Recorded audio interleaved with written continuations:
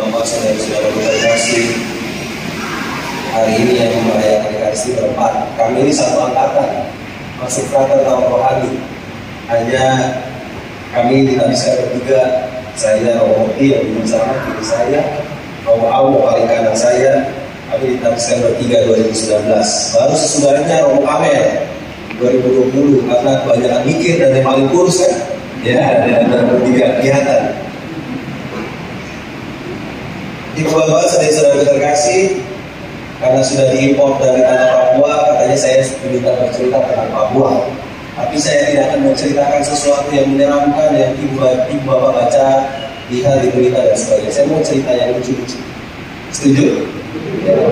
Ibu-bapak, saudara-saudara terkasih, setiap kali saya itu berangkat ke tanah misi, perjalanannya itu ditempuh 5 jam dari kota Nabire, jalan darat.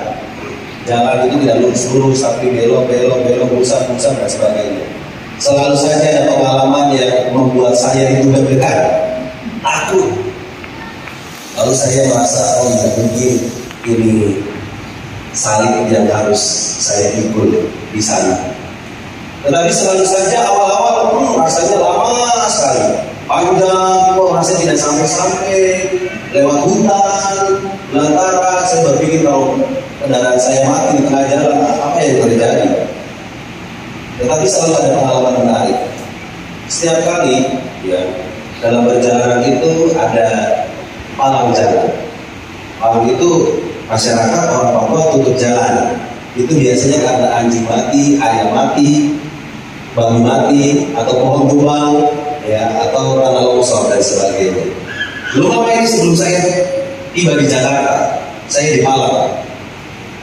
Om supir, hormat, 100.000 kah? Minta uang 100.000 kah? Oh, saya bilang, saya pastor dari mafia Bung sana. Lalu ada temannya tahu, saya itu pastor. Iya betul, dia pastor. Pastor lagi 50.000. Bapak tahu deh, belum ada. Lalu saya biasa itu di mobil saya tidak pernah taruh uang. Saya biasa taruh kitab suci, uang saya taruh di sini. Lalu Pak Amil sudah ada uang ini. Mereka paling takut uang derma. Saya bilang uang derma itu intensi. Takut sekali. Oh tidak pastor, tidak.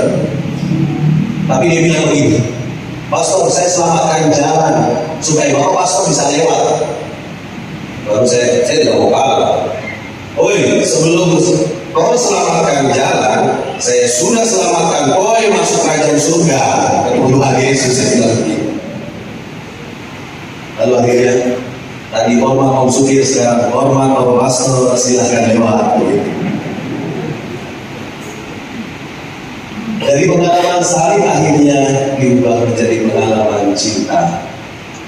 Tidak terasa sudah hampir 3 tahun saya berada di sana. Dan tentu menjadi pengalaman yang membawa sukacita. Sekalipun ketika berangkat saya diberikan salib oleh Bapak Kardinal, tetapi semua itu menjadi pengalaman sukacita karena saya boleh memikul salib bersama Tuhan Yesus. Saya sungguh terkesan dengan baca Injil hari ini, di mana Tuhan Yesus mengajak kita untuk senantiasa memberikan diri kita sehabis-habisnya. Sebagaimana Yesus juga bukan hanya salib itu sebagai pengorbanan, tetapi di balik itu semua ada cinta kasih yang luar biasa dari Tuhan Yesus. Untuk itulah saya diutus ke sana. Dan tentu pengalaman ini membawa pengalaman yang berkesan dalam panggilan juga perutusan saya. Bagian ini selesai, saya cerita tentang tanah Papua. Katanya Romo Bekti itu memberikan perlindungan iman. Jadi kami bagi-bagi tugas, tidak apa-apa ya? Ya, silakan Pak Bukti.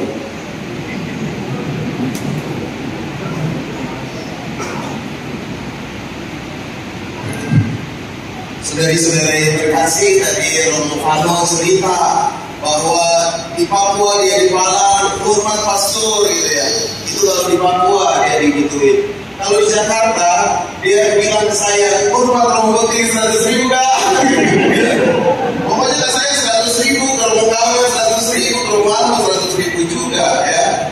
Tapi saudara-saudara, Romo Fano bercerita bahwa dia punya salibnya masing-masing. Dia punya salib di sana yang harus dia tempuh, yang harus dia pikul. Kita pun semua juga punya salib masing-masing. Entah itu besarnya seberapa, kita sendiri yang tahu. Mau besar, mau kecil, tapi kita semua sebagai pengikut Kristus, itu kita memanggul salib. Maka saudari-saudara, ada 3 tips bagaimana kita memanggul salib. Yang pertama, kita semakin dikuatkan memanggul salib dan melewati salib kita. Yang pertama itu hanya soal waktu. Misalkan salib kita, teman-teman yang sekolah sekarang kemarin ujian sudah kelar, itu salibnya ujian. Hanya masalah waktu, belajarnya sekarang sudah selesai, sudah pembagian rapat dan hasilnya bagus. Tapi nanti tahun depan ujian lagi, ada salib lagi yang lama-kelamaan seturut dengan berjalannya waktu, salib itu akan terasa ringan dan bisa dilewati. Maka soal waktu, Romo Fano itu udah 3 tahun bertugas di Papua. Saya punya wangsit, kira-kira dia sebentar lagi akan hilang itu salib, ya. Tapi akan datang salib yang baru nanti. Hanya soal waktu. Maka tips yang pertama adalah salib kita itu hanya soal waktu. Bisa terbiasa atau bisa lepas dengan sendirinya. Lalu yang kedua, ketika kita punya salib, jangan pernah kita sendirian. Jangan pernah kita sendirian. Paling tidak kita punya teman seperjalanan. Dan itu ditunjukkan kami berempat, ya, pada Ekaristi pada sore hari ini. Sekaligus juga memperingati ulang tahun Romo Kamel sebenarnya, ya. Tapi masih lama gitu ya, dicicil hari ini. Karena kita kapan lagi, nggak bisa lagi kita ada Romo Kamel yang kebetulan lagi liburan. Maka kalau salib dibawa sendirian, kita bisa jadi gila. Kita bisa jadi nggak melihat berkat Tuhan. Tapi ketika salib kita punya, itu kita bercerita, kita punya teman seperjalanan, maka salib itu akan diringankan. Ingat, Tuhan Yesus juga dibantu oleh Simon dari Kirene.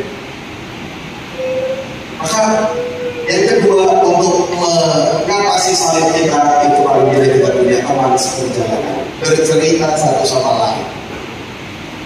Lalu yang ketiga, tadi ada waktu, ada teman seperjalanan. Yang ketiga itu tentu kita juga harus punya iman.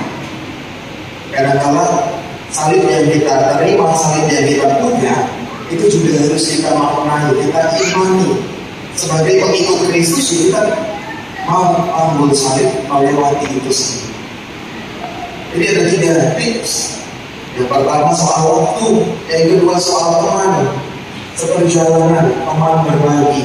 Yang ketiga, kita juga butuh iman dalam memanggul salib kita.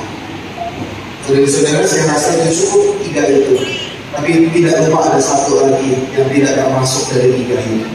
Kadang-kadang ada salib-salib dalam hidup kita yang memang harus kita hormati, tidak akan selesai. Yang keempat berarti kadang-kadang ada salib yang harusnya kita bawa sampai mati.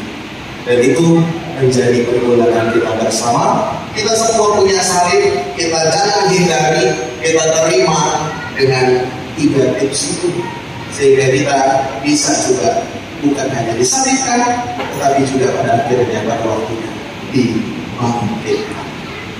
Amin, saudara-saudara. Amin. Kalau kamu mau bicara kayak, terima kasih Tuhan.